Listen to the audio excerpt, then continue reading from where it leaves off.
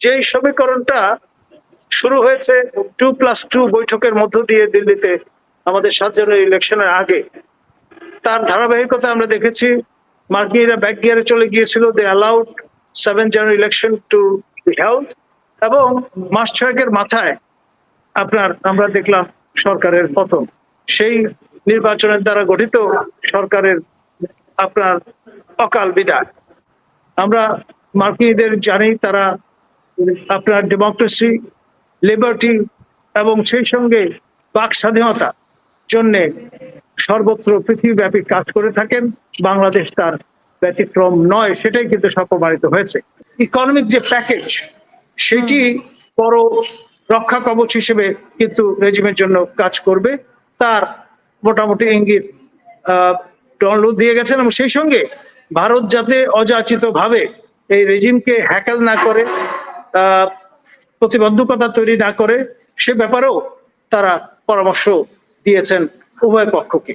Donald লু এইবারের মতো চতুর্থবার ঢাকায় পা রাখলেন। এর আগে 3বার পা রেখেছেন আমাদের সদ্য বিদায়ী যে সরকারটি ছিল সেই আমলে, এবং এর আগে সর্বশেষ এসেছিলেন 7 জানুয়ারির যে নির্বাচন তার প্রাক্কালে। এবং এসে এর আগের 2বার যেমন তিনি স্টেক হোল্ডার হিসেবে সিভিল সোসাইটি, পলিটিক্যাল অ্যাক্টরস তাদের সঙ্গে মিট করেছেন, গতবার এসে শুধুমাত্র যারা ইয়াং লোকজন, নতুন প্রজন্মের, তাদের সঙ্গে তিনি শোল্ডার রাব করেছেন।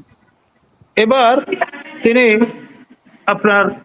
দিল্লি হয়ে এসছেন, এবং দিল্লিতে যে স্ট্র্যাটেজিক বৈঠকগুলো হয়েছে তারই ধারাবাহিকতায় ঢাকায় তিনি কথা বলেছেন। ভুলে গেলে চলবে না, ভারত মার্কিন যুক্তরাষ্ট্রের স্ট্র্যাটেজিক পার্টনার, কোয়াডের সদস্য, এবং সেই সঙ্গে তাদের আরেকটি স্ট্র্যাটেজিক পার্টনার হচ্ছে ইসরায়েল।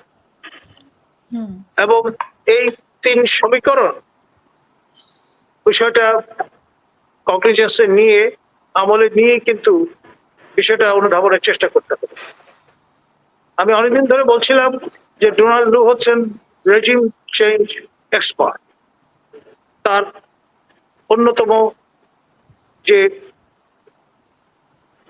গ্রাটিস বলতে পারেন, তিনি হচ্ছেন রিচার্ড নেফিউ, যিনি গ্লোবাল অ্যান্টি করাপশন কোঅর্ডিনেটর। এবং রিচার্ড নেফিউ এসে ঢাকায় আমাদের সদ্য বিদায়ী পররাষ্ট্র সচিবকে সাক্ষী রেখে বলেছিলেন যে স্যাংশন হতে পারে দুর্নীতি দমনে বড় হাতিয়ার। এবং যা কিছু তারা বলেছেন, মিন করেছেন, তার ধারাবাহিকতায় সেসব দিয়ে যা কিছু ঘটবার ঘটেছে। তৎকালীন শাসক দলের কেউ আমাদের কথাবার্তা আমলে নেননি, গর্তবি করেছেন, গায়ের জোরে নিজেদের সুপ্রিমেসি মেনটেন করবার চেষ্টা করেছেন। কিন্তু পিপিলিকার পাখা গজায় মরিবার তরে, এই যে পুরনো প্রবাদটা, পিপলস অ্যাজাম্পশন, সেটা আমলে নেননি বলে আজকে তাদের এই পতিত দশা বা অবস্থা। এখন যেই সমীকরণটা শুরু হয়েছে 2+2 বৈঠকের মধ্য দিয়ে দিল্লিতে আমাদের 7 জানুয়ারি ইলেকশনের আগে, তার ধারাবাহিকতা আমরা দেখেছি। মার্কিনীরা ব্যাক গিয়ারে চলে গিয়েছিল, they allowed 7 January election to be held, এবং মাস ছয়েকের মাথায় আমরা দেখলাম সরকারের পতন। সেই নির্বাচনের দ্বারা গঠিত সরকারের অকাল বিদায়। এবং খেলা কিন্তু এখানেই থেমে যায়নি বা শেষ হয়নি। অনেকগুলো টাইম বোমা পাতা আছে। ফর এক্সাম্পল, আমাদের যে সংবিধান সেটি কিন্তু সাসপেন্ডেড নয়, এটা এখনো বহাল আছে।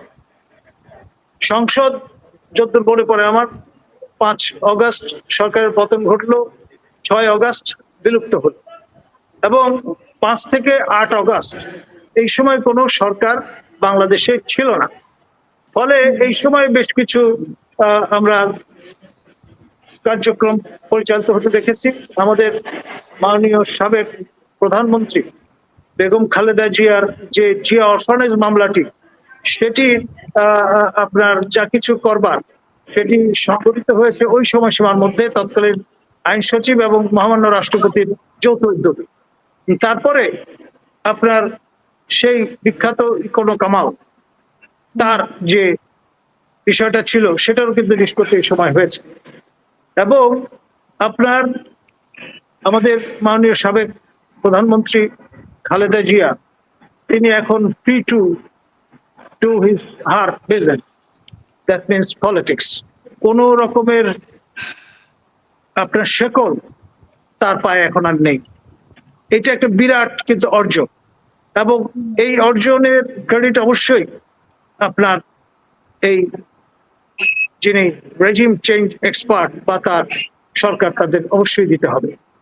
আমরা মার্কিনীদের জানি তারা আপনার ডেমোক্রেসি, লিবার্টি এবং সেই সঙ্গে বাক স্বাধীনতা জন্য সর্বত্র পৃথিবীব্যাপী কাজ করে থাকেন। বাংলাদেশ তার ব্যতিক্রম নয়, সেটাই কিন্তু প্রমাণিত হয়েছে এই সকল কার্যক্রমের মধ্য দিয়ে। এখন যেই টাইম বোমাটির কথা বলছিলাম, আপনার সংবিধানের 7ম ভাগে 118 থেকে 126 এই অনুচ্ছেদগুলো আপনার নিবেদিত মূলত নির্বাচন কমিশন ও নির্বাচনকে ঘিরে। সেখানে 118 আপনার যে অনুচ্ছেদ সেখানে পরিষ্কার বলা আছে একজন কমিশনার তিনি শুধুমাত্র প্রধান নির্বাচন কমিশনার হওয়ার যোগ্য হইবেন। এই পদ ব্যতীত প্রজাতন্ত্রের অন্য কোনো কর্মে নিযুক্ত হওয়ার যোগ্যতা হারাবেন। পরিষ্কার, ভাষা একটু এদিক সেদিক হতে পারে, মেসেজটা এরকম।